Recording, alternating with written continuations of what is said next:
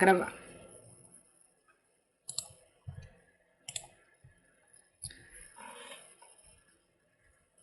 Olá, eu e o Marcelo somos da Oceanografia Biológica e hoje vamos falar um pouco sobre os efeitos fisiológicos do TBT, o tributilestânio, nos gastrópodes. Então, primeiramente, é importante entendermos como e por que o TBT começou a ser usado e como seu uso começou a afetar os organismos. Tendo isso em vista, a gente vai falar então um pouquinho sobre os processos de incrustação e bioincrustação.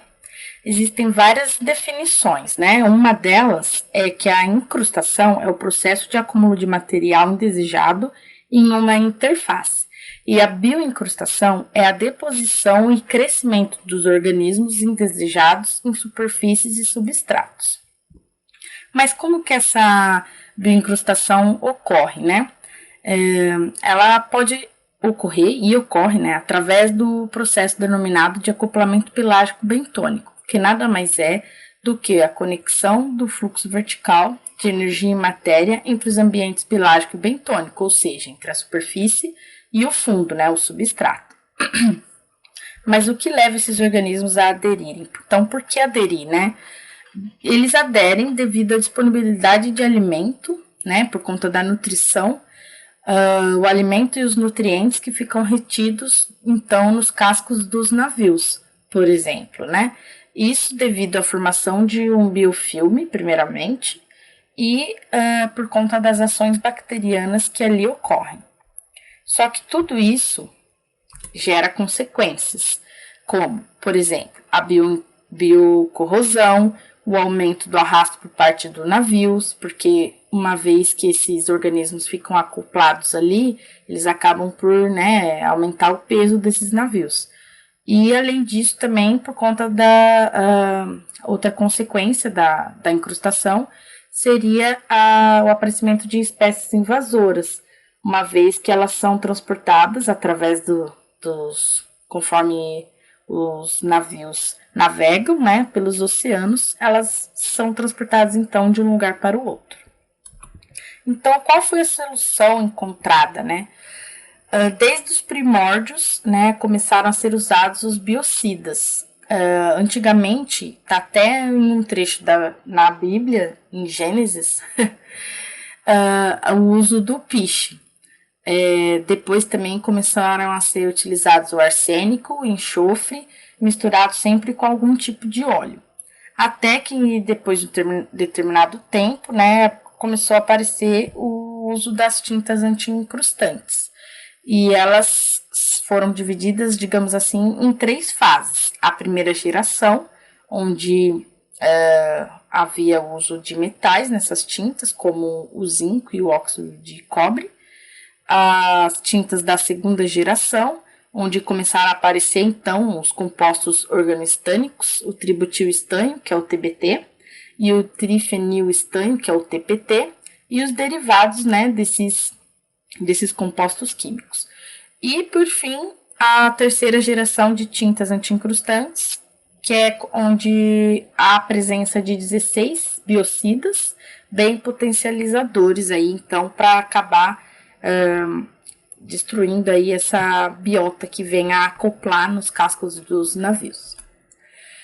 Então, o TBT ele começou a ser utilizado na década de 60 e até o ano de 2000 existiam aproximadamente 90% dos cascos dos navios em operação no mundo com o uso do TBT, né? Então, isso quer dizer que ele foi amplamente utilizado mundialmente, até que isso ocasionou diversos impactos ambientais. Alguns exemplos deles é o acúmulo desses compostos em mamíferos, né, devido a eles serem transferidos através da cadeia trófica. Então, foi passando, né, de níveis entre os níveis tróficos. Também a debilitação das defesas imunológicas em peixes. E aí, a partir disso, então, começaram a preocupar o uso, né, desse TBT nas tintas anti-incrustantes. E sendo então que alguns países começaram a preferir, a começar a banir, né, ou diminuir o uso desse composto nas tintas. Então, no início da década de 80, né, os franceses acabaram banindo as tintas em barcos pequenos, menores que 25 metros, né? Depois, em 87, o Reino Unido diminuiu a concentração limite desse composto e também ela ficou restrita aí a barcos maiores, né? Não era utilizado também em barcos menores que 25 metros. Até que em 92 o Japão acabou por banir por completo o TBT das suas tintas.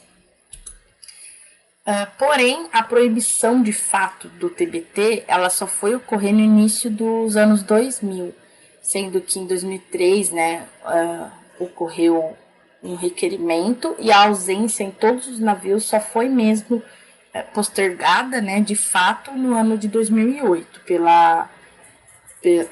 internacionalmente, né?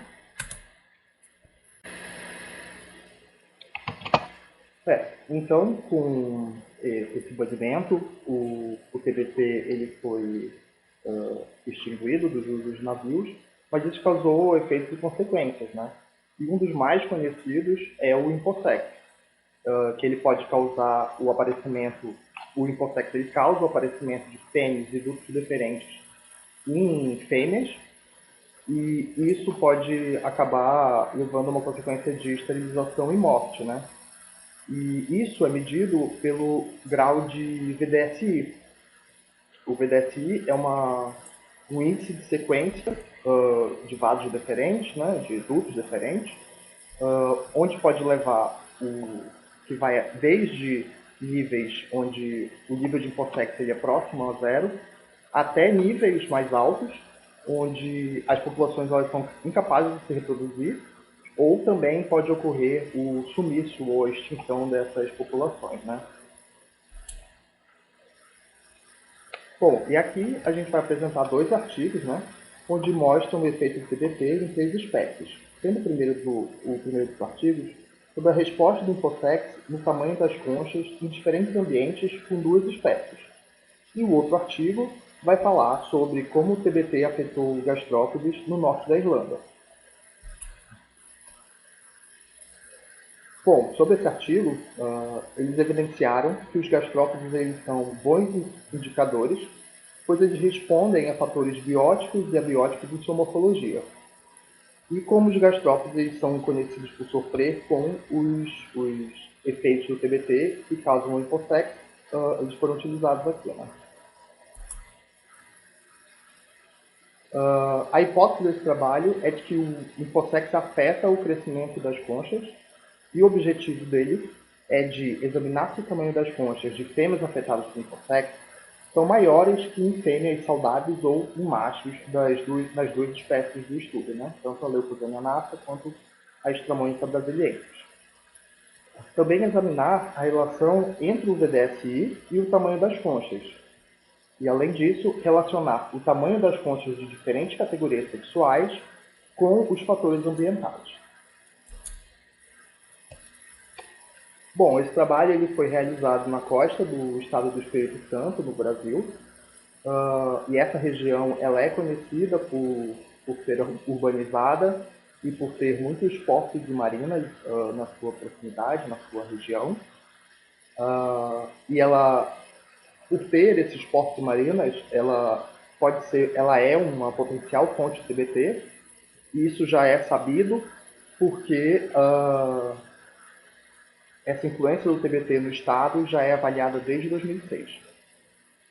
As espécies foram coletadas em 35 locais, onde foram coletados até 30 organismos.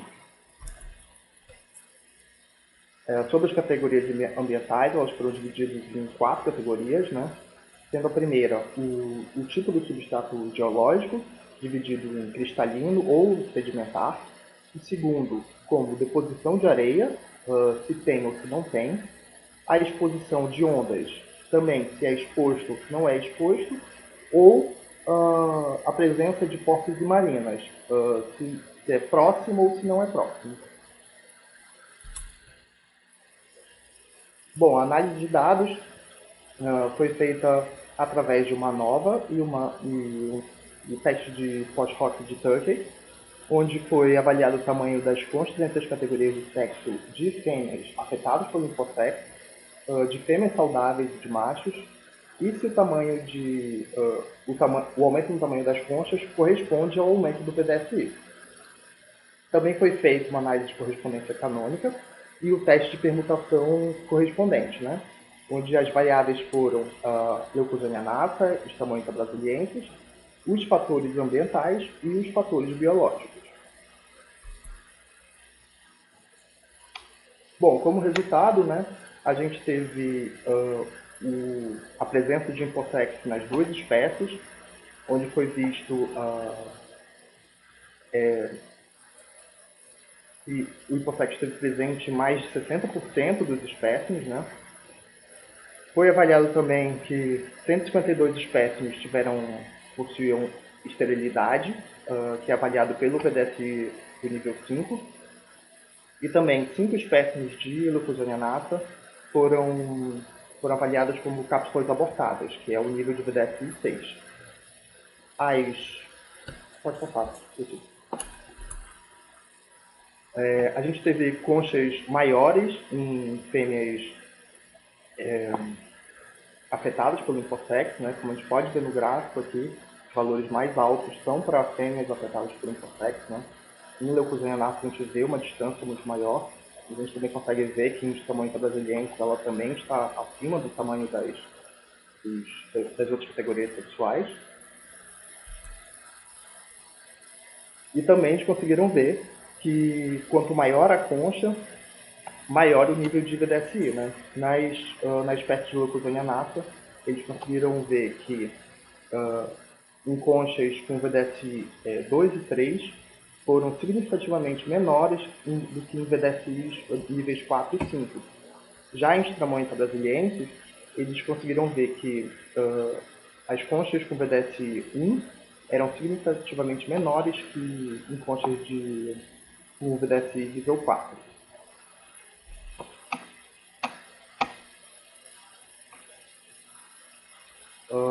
Na análise de correspondência canônica, o eixo primário ele explicou mais de 90% das categorias entre as amostras, tanto para a Leucosania nata quanto para Stramonica brasiliensis. Pode passar? Onde as duas espécies elas apresentaram, as fêmeas afetadas por Infosex, tiveram relações mais elevadas com afloramentos cristalinos, sem cobertura de areia, com a presença de porcos submarinas e um ambiente protegido de ondas. Enquanto que fêmeas saudáveis e machos eram mais fortemente relacionados a plataformas costeiras sedimentares, cobertura de areia, ausência de porcos submarinas e alta exposição de ondas. Bom, e a conclusão desse trabalho, né, é de que o Infosex realmente afetou o tamanho das conchas mais do que os fatores ambientais. E que também as conchas de fêmeas afetadas pelo Infosex eram maiores do que das outras categorias sexuais. O aumento da concha estava intimamente relacionado com o aumento do VDSI. E eles também sugerem que os parâmetros morfológicos sejam utilizados para monitorar a contaminação e fazer o monitoramento costeiro por causa do seu baixo custo. E agora a Letícia vai apresentar sobre o segundo artigo. Então, como o Marcelo disse agora nas conclusões, né, o monitoramento ao longo do tempo por esse composto, ele é bem importante para poder averiguar mesmo como que está se dando, né, a evolução desse composto nos organismos. Então, esse artigo, ele tem como objetivo, né, avaliar o status e as tendências no hipossex induzido por TBT nessa terceira espécie de gastrópode, né, a Lapus, durante o período de 2004 a 2017 no norte da Irlanda. Então, esse trabalho foi feito no continente europeu, né, onde 19 locais que cobrem a costa foram Foram, então, coletados 50 espécimes em cada local. Dessas 50 espécimes, 40 foram selecionados aleatoriamente para análise, né? O sexo foi identificado e o comprimento do pênis foi medido nas fêmeas, quando encontrado, e também nos machos. O InfoSex avaliado, ele seguiu também a sequência de VAS, né? O VDS, de 0 a 6, como o Marcelo já explicou. Então, o nível de InfoSex nessa espécie foi avaliado de acordo com o grau de desenvolvimento do pênis, né, usando três índices, 3 medidas. O primeiro é a porcentagem de fêmeas afetadas por InfoSex. O segundo é o índice relativo do tamanho do pênis, nas fêmeas, no caso, né, e o índice de sequência dos vasos, que é o VDSI. Então, as análises estatísticas foi basicamente feita uma nova para quase tudo, né? Foi usado um teste não paramétrico de Kruskal-Wallis para comparar o comprimento médio da concha da fêmea e do macho entre os anos e também para comparar os valores gerais desses 3 índices que eu citei de cada ano, né? De cada ano amostrado. Também foi realizado um teste de Friedman, que nada mais é do que uma ANOVA, é um tipo de ANOVA, aplicado a locais que foram amostrados repetidamente durante todo o período do estudo, né? E, por fim, o teste de Mann-Kendall e um estimador de inclinação, que foi usado para realizar análise de tendência, então, né, para cada parâmetro do InfoSex nos locais individualmente. Então, como principais resultados, primeiro, em relação à incidência percentual do InfoSex nas fêmeas, né? O teste, ambos os testes, o de Kruskal-Wallis e o Friedman, eles não tiveram diferenças significativas entre o comprimento médio da concha da fêmea e do macho entre os anos. Porém, né, o índice de percentual do InfoSex teve um declínio bem avantajado, bem grande, né, de 87,6% em 2004 para 7,5% em 2017. E não foi observado diferenças entre as amostras coletadas de 2010 a 2017. Ou seja, a grande diferença aqui, como a gente pode ver no gráfico, é da incidência de InfoSex no início dos anos 2000, como eu disse, né, no início da apresentação, e em relação ao ano de 2017. Quanto ao índice relativo do tamanho do pênis nas fêmeas, né, os valores médios também mostraram um declínio bem grande aí, de 9,4 registrados em 2004 para menos de 0,1 em 2017, e o teste também registrou diferenças entre os anos, como é possível ver no gráfico, né? Em 2004 o valor era bem alto em relação a 2017. E, por fim, em relação ao índice da sequência, o VDSI, né? Os valores diminuíram de 2,9 em 2004 para 0,2 em 2017, uma grande diferença também. O teste também demonstrou diferenças significativas entre os anos. E dos 17 locais amostrados em 2004, 4 foram classificados no VDSI, né, na classe B, 11 na classe C e 2 na classe D, ou seja, o nível ali os valores médios do crescimento do InfoSex estavam bem aí evidentes, bem altos, né, nos organismos. E enquanto que nos 19 locais amostrados em 2017, 13 estavam na classe A e 6 restantes na classe B. Ou seja, com isso é possível perceber, olhando o gráfico também, como teve essa evolução aí do ano de 2004 até o ano de 2017. Então, como conclusão desse artigo, como eu disse já, né, todos os locais apresentaram melhorias desde o levantamento inicial, com redução do InfoSex e também melhoria na qualidade ecológica desses organismos, né? Tudo estando aí de acordo com a Convenção de Proteção do Meio Marinho do Atlântico Nordeste, OSPAR, que é um órgão aí do Nordeste do Atlântico. Então, como conclusões gerais, né, desses efeitos fisiológicos do TBT nesses organismos, né, podemos concluir que o TBT ele é tóxico, né? Ele causa o aparecimento do InfoSex e também dificuldades na reprodução desses organismos, e mesmo com o banimento dele no início dos anos 2000, os efeitos são permanentes, estão aí até hoje, né? Até hoje, então, a gente pode encontrar os efeitos e as consequências do uso desse composto nos organismos gastrópodes. E se procurar, também acha ainda em outros organismos de níveis tróficos superiores, né? E, entretanto, né, os efeitos, a gente pôde comprovar com esse último artigo, eles foram diminuindo ao longo do tempo, o que então prova que o banimento do TBT, do uso, né, desse composto nas tintas anti-incrustantes, foi uma ótima escolha. E é isso. Muito obrigado. Muito obrigado. Até mais.